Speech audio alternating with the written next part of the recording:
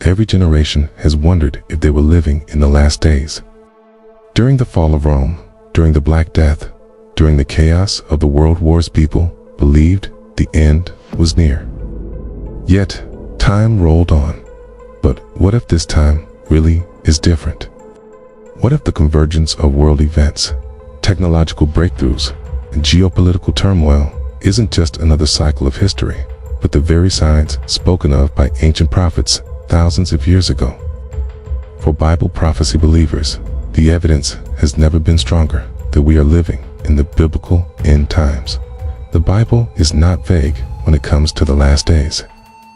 In Matthew 24, Jesus described wars and rumors of wars, famines, pestilence, and earthquakes in diverse places.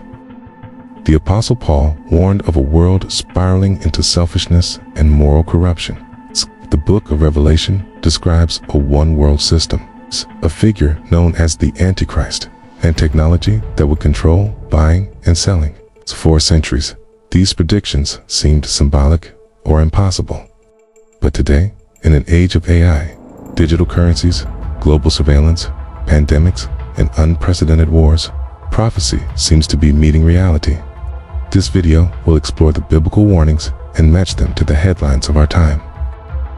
By the end, the question may not be, are we in the end times, but how much time is really left? Jesus' warning in Matthew 24 begins with conflict. You will hear of wars and rumors of wars, but nation will rise against nation and kingdom against kingdom. Okay? In the 21st century, these words could be mistaken for a news broadcast. The war in Ukraine continues to drag on with no resolution in sight. Russia, a nuclear superpower, has openly threatened escalation.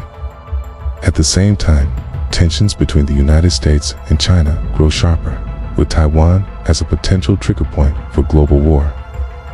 In the Middle East, Israel faces ongoing conflict with Hamas, Hezbollah, and Iran-backed militias, sparking fears that a regional war could erupt into a global confrontation. Add to this unrest across Africa, political instability in Latin America, and an arms race in the Pacific, and the phrase wars and rumors of wars becomes painfully literal. Unlike past centuries, the threat of nuclear weapons gives these conflicts apocalyptic weight. A single exchange could end millions of lives in hours. This fits the description in Zechariah 14, where the prophet describes a plague that causes flesh to dissolve while people are still standing. Killing image many prophecy believers linked to nuclear war. The sheer number of simultaneous wars, paired with the looming threat of weapons of mass destruction, makes today's landscape different from past eras. Wars have always existed, but wars with the potential to destroy civilization, that is something unique to our age. Matthew 24 also speaks of pestilence diseases that sweep across populations. Until recently, modern medicine seemed to make biblical plagues a relic of the past. But the COVID-19 pandemic shattered that illusion. For the first time in human history, the entire world was shut down by a single outbreak. Borders closed, economies froze, and governments imposed restrictions that revealed just how fragile human freedom could be when fear takes hold. Even now, scientists warn of new superbugs, lab-engineered viruses, and antibiotic-resistant diseases that could make COVID look like a rehearsal for something far worse. Revelation 6 speaks of the four horsemen, with one rider bringing pestilence and death over a quarter of the earth. With the world's population now so interconnected, and with genetic engineering pushing the boundaries of what can be created in a lab, the possibility of a pandemic killing billions is not only possible, but statistically likely in the coming decades. Believers see this as no accident. Pestilence, once considered primitive, has returned as one of the clearest signs that the end-time warnings are unfolding before our eyes. Perhaps one of the most striking prophecies is found in Revelation 13. The Apostle John describes a beastly system in which no one can buy or sell without a mark tied to allegiance to the Antichrist.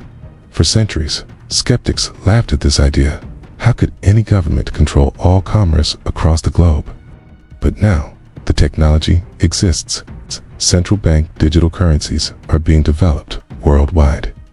Unlike cash, these currencies would be fully programmable, trackable, and subject to restrictions. Governments could instantly freeze accounts, deny transactions, or enforce compliance. Biometric IDs, already in use in countries like India and China, tie personal identity directly to financial access. And in China's social credit system, citizens are already punished or rewarded based on loyalty to the state, controlling travel, loans, and even online activity. Combine this with eye-driven surveillance, facial recognition cameras, and the spread of digital IDs in the West, and the groundwork for the prophecy of Revelation is unmistakable. A system that can enforce buying and selling rules globally is not just possibly, it's being built right now.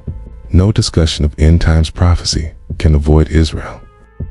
For nearly 2,000 years, skeptics claimed biblical prophecy was discredited because Israel no longer existed.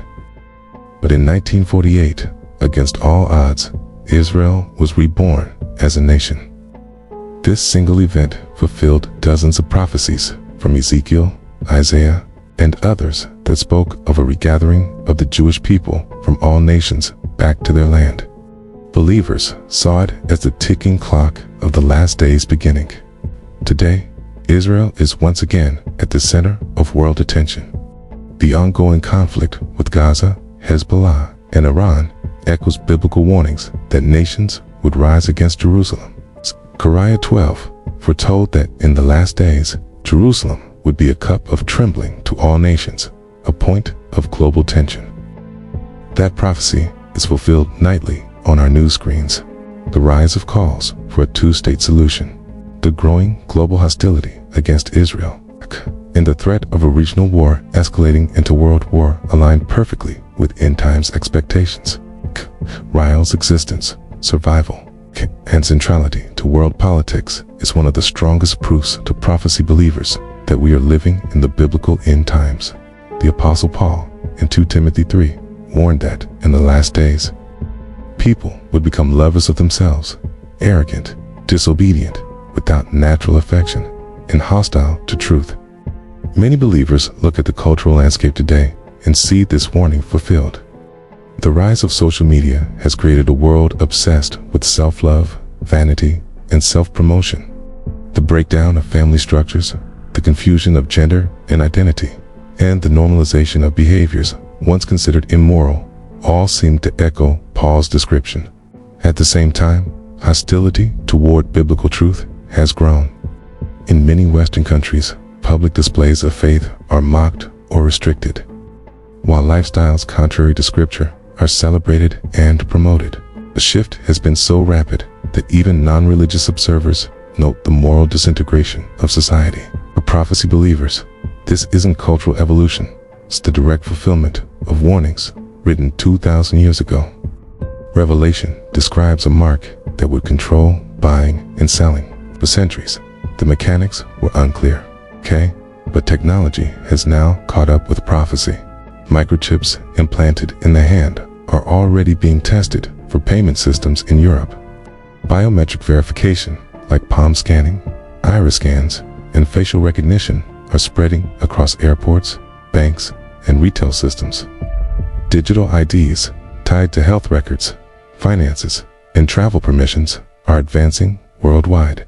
Artificial intelligence adds another layer, making surveillance global and immediate. For the first time in history, the infrastructure exists to track every person, every purchase, and every movement. The mark of the beast, once considered metaphor, is now technologically feasible. Jesus warned in Matthew 24 that false prophets would arise and deceive many. Today, deception spreads faster than truth. Misinformation floods the internet.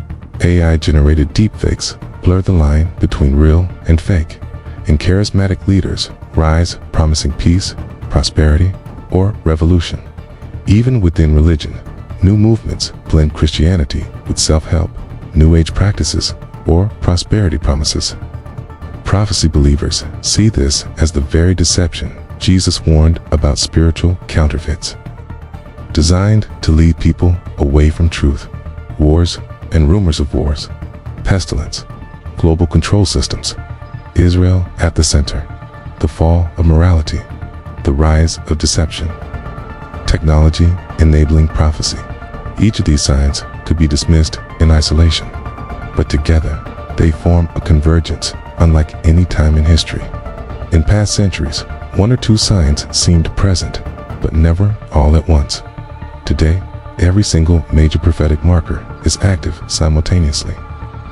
This convergence is why prophecy believers insist we are not just approaching the end times, we are already inside them. For skeptics, these warnings may sound like fear-mongering. History is filled with cycles of war, plague, and cultural change, but believers argue that this time is different. It's the unique convergence of prophecy with modern technology, global systems, and Israel's restored nationhoods sets our age apart. Whether one accepts the Bible or not, the reality is clear. Humanity now possesses the power to destroy itself, enslave itself, and deceive itself on a global scale. That is the world the prophets described. If the Bible is correct, then these events are not random, they are warnings. The end times are not simply about chaos, but about a call to wake up, to prepare, and to understand that the timeline of history is rushing toward a climax.